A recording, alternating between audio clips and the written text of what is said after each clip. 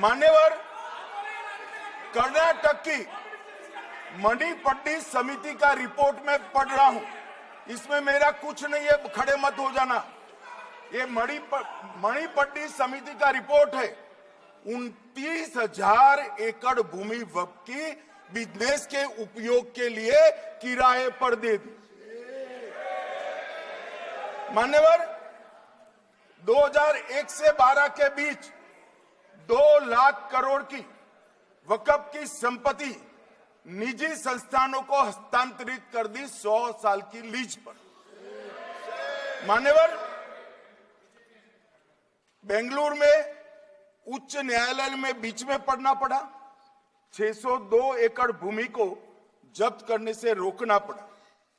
विजयपुर कर्नाटक के होनवाड़ गांव की 1500 एकड़ भूमि पर दावा कर उसको विवाद में डाला और 500 करोड़ की संपत्ति जिस भूमि का मूल्य है वहां 5 स्टार होटल को महीने 12,000 रुपए के किराए से दे दिया। अब मान्यवर ये कहते हैं कि इसका हिसाब किताब न करो, इसकी देखरेख न करो। भाई ये पैसा जो है देश के गरीब मुसलमान का है, ये गन्ना सोटों की चोरी के लिए नहीं, ये इसको रोकने के लिए। और इनके जो ठेकेदार बैठे हैं मान्यवर, ये यहां गरज गरज कर बोलते हैं, खुद तो समझे बगैर बोलते हैं, कुछ समझ कर बोलते हैं। उनको लगता है कि इससे हम जीत जाएंगे। मान्यवर, कर्नाटक में दत्तापीठ के मंदिर पर क्लेम किया, तालीपरंबा 75 साल पुराने एक दावे के आधार पर 600 एकड़ जमीन का दावा किया और ईसाई समुदाय की भी ढेर सारी जमीनों पर कब्जा कर लिया गया। मान्यवर, आज देश के कई गणमान्य चर्च और चर्च के समूह वक्फ बिल का समर्थन कर रहे हैं। उनको लगता है कि इसका विरोध कर हम मुस्लिम भाइयों की सिंपैथी जीतकर अपनी वोट बैंक पक्का करेंगे, उसमें कोई फायदा नहीं होगा अखिलेश। इसलिए कि 4 साल में मुस्लिम भाइयों को मालूम पड़ जाएगा कि ये कानून तो उनके फायदे में है। और इसके साथ ये दक्षिण के सारे जो सांसद बोल रहे हैं, अपनी अपनी कॉन्स्टिट्यूएंसी में सारे चर्च को मान्यवर नाराज कर रहे हैं, उनको पता नहीं, सारे चर्च को नाराज कर रहे हैं। सारे चर्च ने रिजोल्व किया है कि हम खिलाफ इसका हम समर्थन करते हैं। मान्यवर, तेलंगाना में 66,000 करोड़ की 1700 एकड़ जमीन पर दावा कर दिया। असम में मोरीगांव जिले की 134 एकड़ भूमि पर दावा हुआ। बिहार का मैं लालू जी के कोर्ट के साथ बाद में बताता हूं।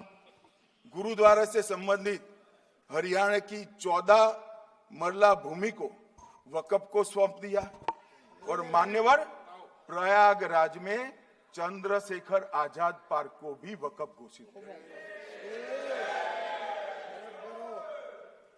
और मान्यवर, महाराष्ट्र के वडानगे गांव में महादेव की मंदिर पर दावा किया और बीड में कंकलेश्वर मंदिर की 12 एकड़ जमीन वक्फ बोर्ड ने जबरन ले ली।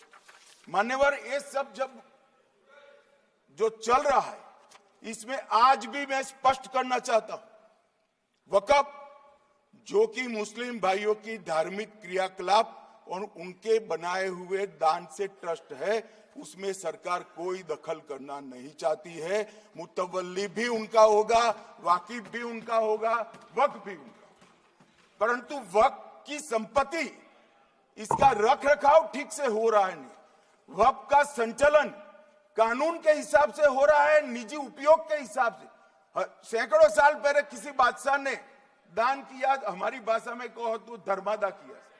अब इसकी संपत्ति को आप 12,000 रुपये में 5 सितारा होटल बनाने के लिए दे देते हो, ये उचित है क्या? भाई वो पैसा गरीब मुसलमान के कल्याण के लिए करिए, तलाकशुदा महिलाओं के कल्याण के लिए करिए, जो अनाथ बच्चे हैं उसके कल्याण के लिए करिए। मानिए, और ये करने की जगह बेरोजगार मुसलमान युवाओं के लिए स्किलिंग का काम करिए। लाखों करोड़ों रुपए की भूमि मान्यवर और इनकम 126 करोड़ रुपया। रेलवे की जितनी जमीन है, जिसमें हजारों करोड़ लाखों करोड़ का रेलवे का कारोबार चलता है, इतनी भूमि वक्फ के पास है और इनकम 126 करोड़। मान्यवर कहते हैं कि इनकम का क्या उद्देश्य है?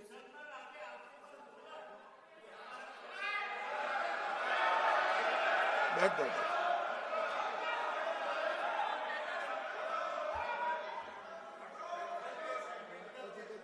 मान्यवर, मैं दादा की टेंशन समझ रहा हूं, ये बंगाल के मुसलमान भी सुन रहे हैं, तो उनको टेंशन होना स्वाभाविक है। मान्यवर, लालू प्रसाद जी, आज आरजेडी के सारे सदस्य बोले, जब 2013 का अमेंडमेंट आया, मैं लालू जी का तो पूरा पढ़ना चाहता हूं, बाकी सदस्यों का सिर्फ टोकन पढ़ूंगा। लालू जी ने क्या कहा?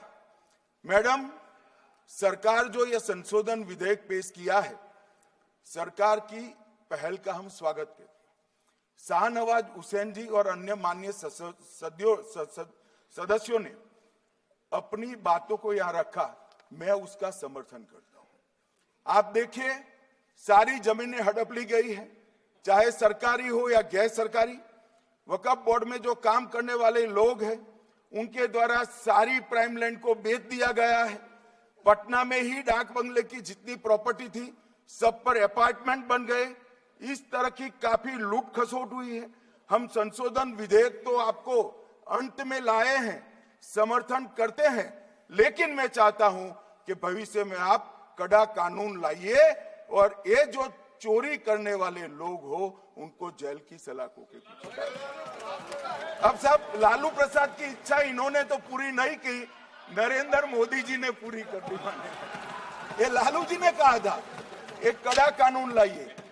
मान्यवर शरीफुद्दीन शरीफ, उन्होंने कहा, मंत्री जी समझते हैं कि शायद इससे मुसलमानों का वोट मिल जाएगा, लिहाजा मुसलमान लोगों ने भी खुद ही तबाही मचाई है, इसलिए मैं गुजारिश करूंगा कि इसके लिए आप सख्त कानून बनाइए, उनके हाथों में हथकड़ियां पहनाइए और जो उनके कब्जे किए हैं, वो जमीनों बेचकर गरीब और तलाकशुदा मुस्लिम बहनों का कल्याण करिए।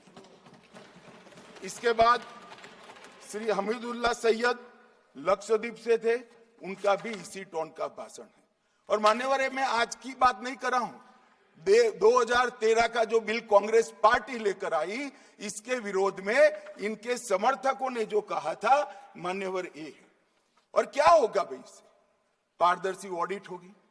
आज ऑडिट ही नहीं हो रही, रिपोर्ट ऑनलाइन जमा करने की सिस्टम नहीं है, वो होगी। रिपोर्ट देनी पड़ेगी, बैलेंस शीट जमा करनी पड़ेगी, ऑडिट होगी, कैग के रिटायर्ड ऑफिसर ऑडिट करेंगे और मान्यवर पारदर्शिता आएगी। इससे क्यों डरना चाहिए किसी को? पारदर्शिता से क्यों? और वक्फ बोर्ड और वक्फ परिषद, इसका कोई ऑर्डर हम ऐसा नहीं लिख रहे हैं